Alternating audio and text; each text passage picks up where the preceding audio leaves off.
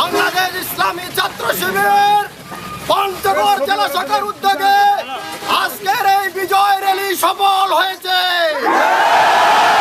9 মাস যুদ্ধের পরে বাংলার দামাল ছেলেরা স্বাধীনতা ছিনিয়ে এনেছে। আজকের এই স্বাধীন বাংলাদেশে স্বাধীনভাবে কথা বলার অধিকার আমরা পাই না।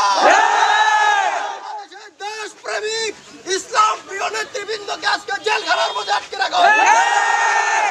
ভাই বোনেরা, সংগ্রামী পঞ্চগড় জেলাবাসী, আমরা জানিয়ে দিতে চাই, বাংলাদেশ ইসলামী ছাত্র শিবির হচ্ছে দেশের স্বাধীনতা সার্বভৌমত্বের অতন্ত্র আঘাত আছে আমার দেশের উপর, স্বাধীনতা সার্বভৌমত্ব এবং ইসলামের উপর। ইসলামী ছাত্র শিবির ঘরে বসে থাকবে।